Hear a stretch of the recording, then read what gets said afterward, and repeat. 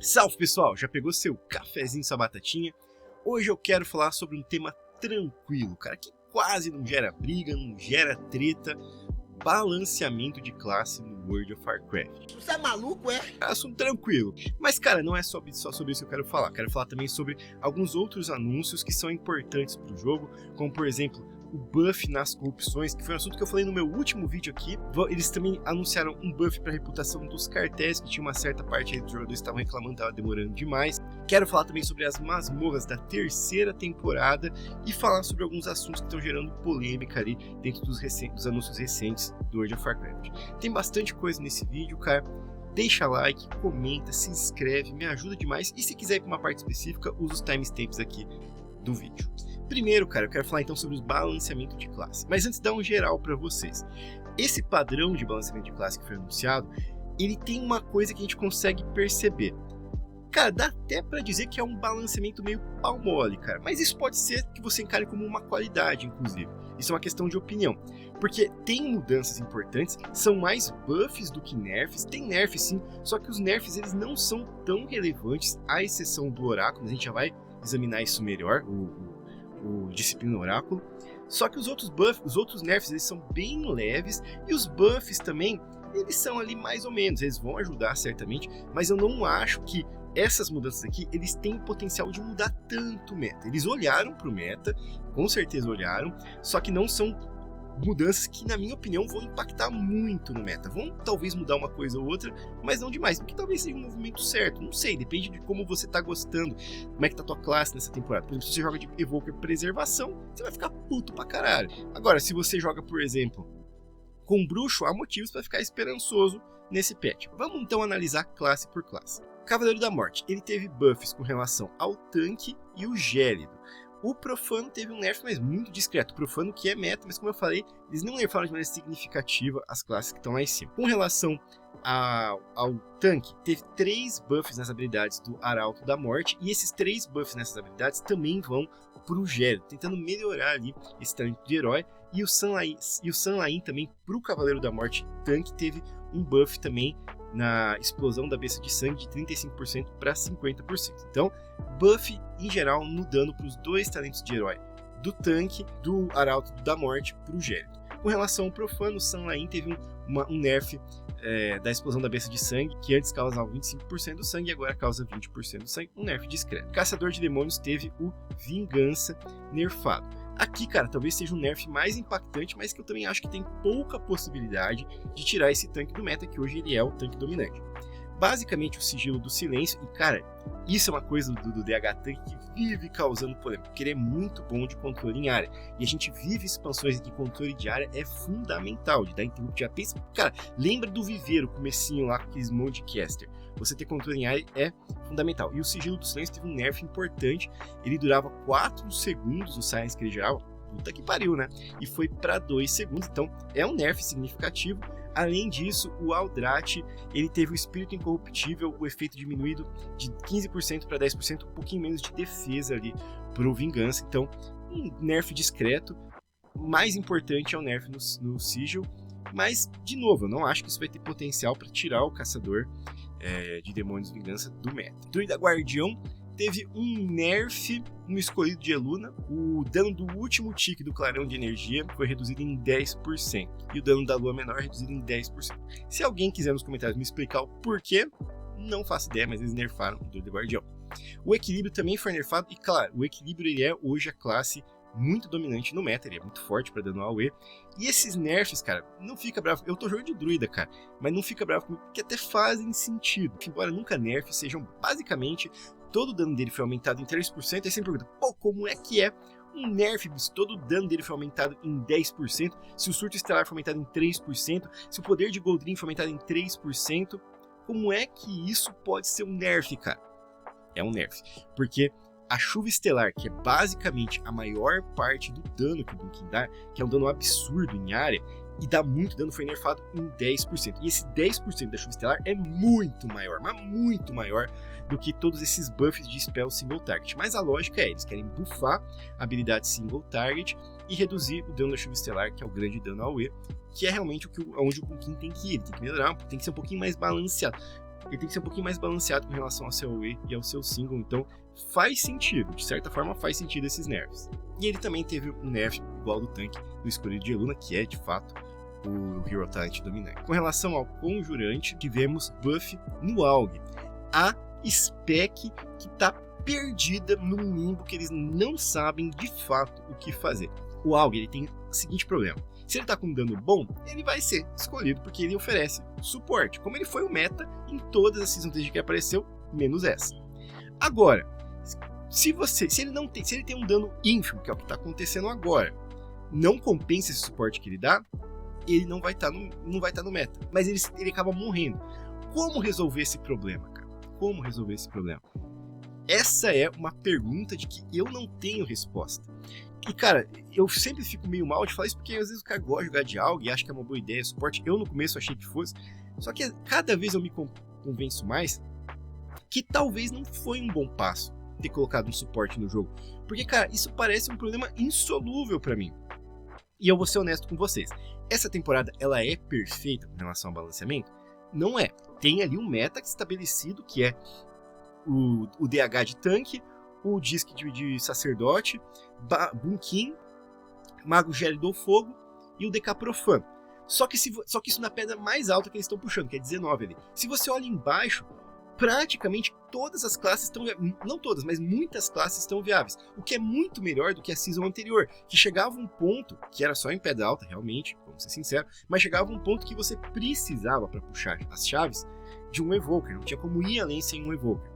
Eu acho que essa temporada o meta está mais saudável do que as anteriores, com o fim do AUG, né? Com a morte do AUG, diríamos assim. Uma opinião minha, fica à vontade de discordar nos comentários, ainda mais você que joga de AUG.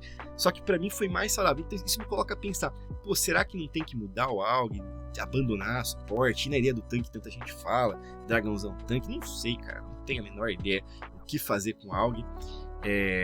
Mas enfim, eles estão tentando aumentar o dano.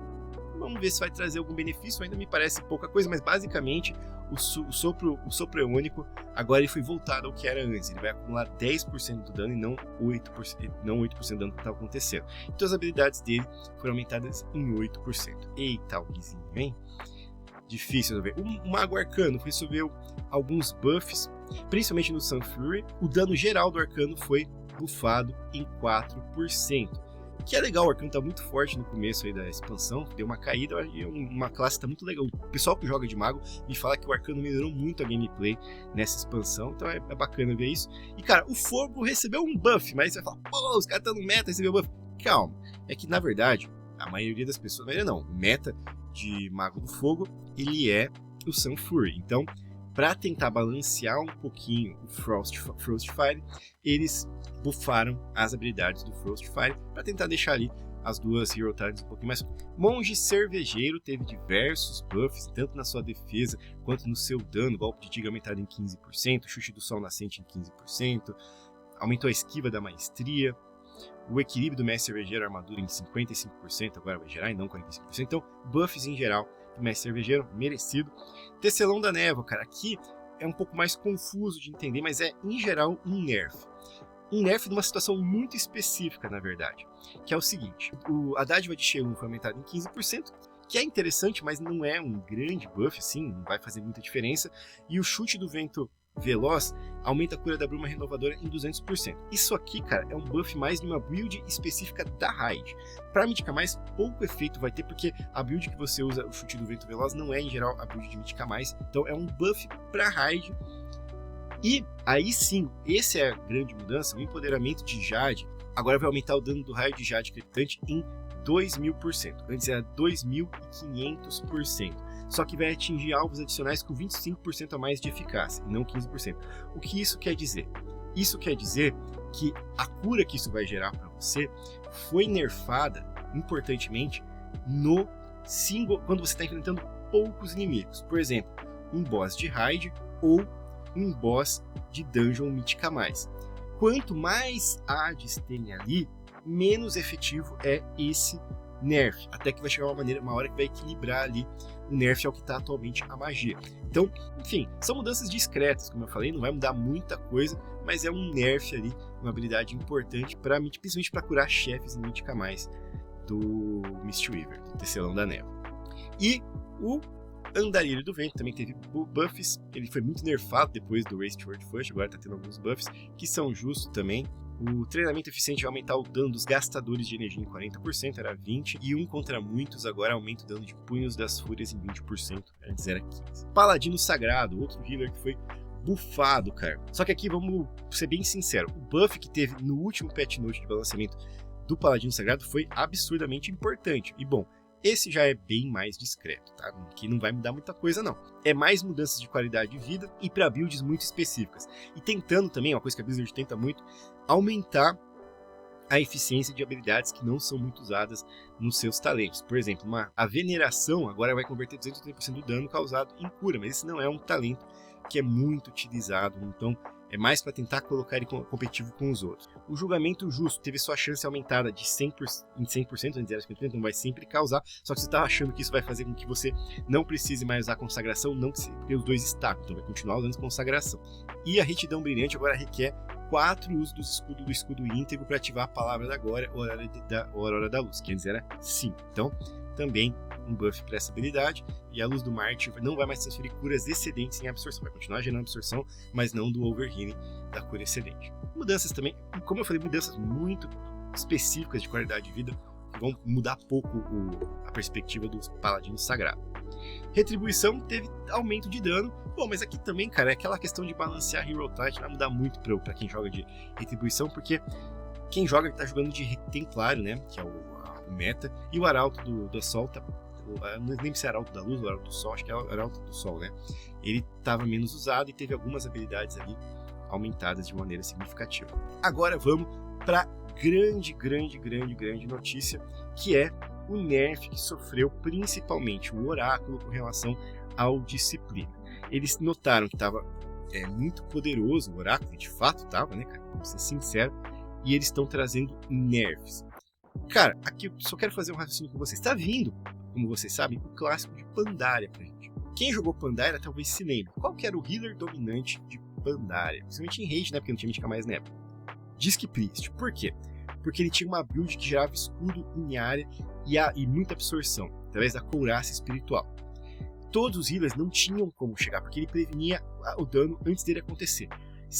E isso fez com que eles abandonassem, depois disso, essa ideia do Disc dar escudo, porque, vamos ser sinceros, se tem um healer que gera escudo, e esse escudo é muito eficiente, os outros healers morrem, não tem como competir com isso, porque ele está evitando dano antes mesmo dele acontecer. Quando eu fiquei sabendo que eles estavam transformando o Oráculo nesse caminho, eu fiquei preocupado. Mas é verdade também que esse escudo do Oráculo, ele é single target, ele não é em área como ele é em Pandaria, então não vale a pena comprar com Pandaria, é bem mais fraco hoje. Só que pra Mítica Mais, que só tem 5 jogadores, acabava sendo muito forte. Cara, se você jogasse certo lá, você podia aumentar a eficácia do teu escudo em 80%. E o teu escudo ele ficava muito forte. Isso, basicamente, através de bem e mal ali, que é o talento do Oráculo, foi nerfado de 10% para 5%. Então você vai fazer metade disso. Se era 80%, vai gerar uma absorção de 40%, que é um nerf significativo. Grande nerf. Isso aqui é essa linha que fala do Woeful, do bem e mal, que teve essa mudança. De resto, vai impactar, mas não tanto quanto isso. Por exemplo, a penitência teve o seu dano diminuído em 15% e a expiação teve o seu a cura gerada através do dano diminuído de 32% para 28%. Você fala, pô, tô matando minha classe. Para você que joga Mítica Mais, isso não vai influenciar tanto, porque em contrapartida a expiação agora vai curar, vai ficar 125% mais eficaz fora de raid, antes era 100%. Então, meio que para quem joga Mítica Mais, tá elas por elas, só vai ter o nerf do escudo do bem e mal. Para quem joga de raid, Disc, ele foi nerfado. Mas, cara, o Disc, nesse momento, ele é meta de raid, disparado, e ele é meta de Mítica Mais, disparado. Então, cara, nunca é legal comemorar nerf, eu não quero que o Disc seja nerfado. Minha única preocupação era com relação ao escudo ser muito forte, porque aí fica muito injusto com os outros healers. Mas, enfim, o que eles mostram com essa mudança é que eles não vão abandonar esse conceito do Oráculo ser o Disc de escudo. O que, por uma questão até de roleplay, eu acho legal, acho que faz sentido. Eu acho que o Disc vai sair do meta? Não acho.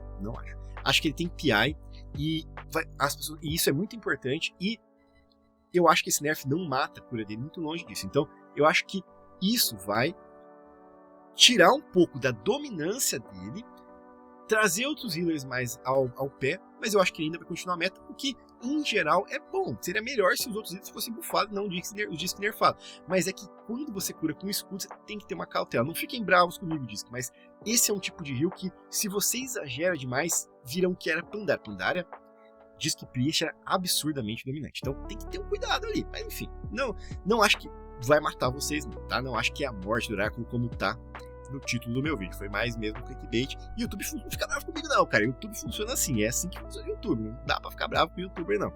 Tem que instigar a curiosidade em vocês. Sagrado também teve buffs em diversas habilidades. E aqui é o grande healer buffado do momento, né? Ele é o healer que mais teve mudança significativa nesse patch. Acho que vai aumentar muito a qualidade dele em raid, que hoje ele é o pior healer de raid. E acho também que vai trazer opções de builds diferentes para raid, principalmente através do Oráculo. Teve ali a quantidade de pressa de posição aumentada de 4 para 2. Acho que tenta deixar mais próximo o Oráculo do Archon. Então tá um buff importante aí pro Sagrado. Acho que esse foi o buff mais importante dos healers. Vai estar no meta? Acho que não, mas acho que vai melhorar bastante o Rory. O Xamã teve o buff todas as suas specs, as 3 specs, elemental, aperfeiçoamento e restauração, teve o dano buffado e não teve nenhuma mudança com relação à cura do restauração, foi mais realmente buffs com relação ao Fire Seer. E o Bruxo, cara, que é o grande vencedor com relação aos DPS, teve as suas 3 specs buffadas, com relação ao suplício, agonia dano aumentado em 10%, apodrecimento de alma dano aumentado em 30% e mácula vil em 40%. Demonologia, sendo demoníaca em 20%, diabrete selvagem 25%, golpe da alma 35% e com relação ao destruição cataclismo em 35% e chuva de fogo em 25%. De fato, o bruxo é um ranged que está um pouco atrás do Buquinha, atrás do mago, precisava de um buffzinho, muito bem-vindo esses buffs, não sei se vai alterar alguma coisa no meta, mas é bem-vindo. Galera, além desses buffs e nerfs de classe, teve buffs com relação à corrupção. Eu fiz um vídeo explicando como é que vai ser as visões horrendas, a corrupção ontem. E se vocês viram, e também viram o Warhead, vocês viram que teve um artigo que mostrava que as corrupções estavam muito nerfadas e muito fracas.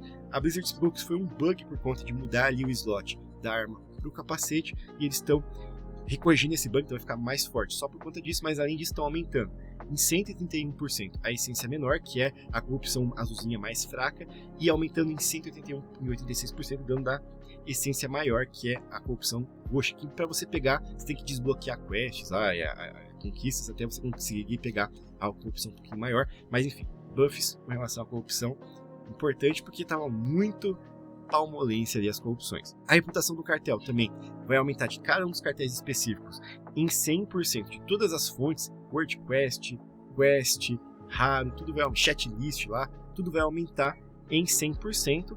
Só que isso vai vir só no 11.1%. Não entendo por que não trazer semana que vem, né, cara? Fica meio nessa, por que não? Porque já não traz logo, né? Além disso, cara, quero trazer para vocês também uma notícia que já é um pouco antiga, mas aproveitar.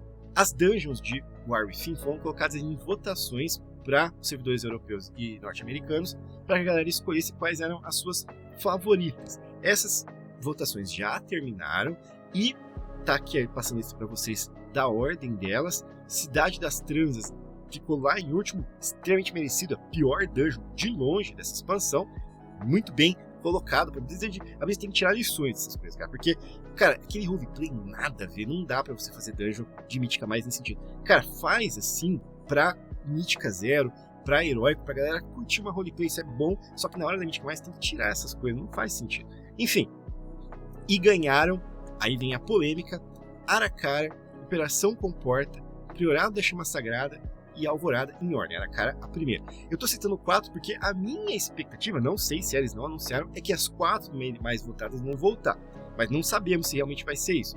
Só que a galera tá falando que essas 4 dungeons foram votadas por conta dos trinkets bis que elas têm. E aí gera o questionamento. A galera votou só por causa dos trinkets, não pela qualidade da masmorra? Tem muita gente que foi nessa vibe. Cara, mas existem diversas coisas que você analisar.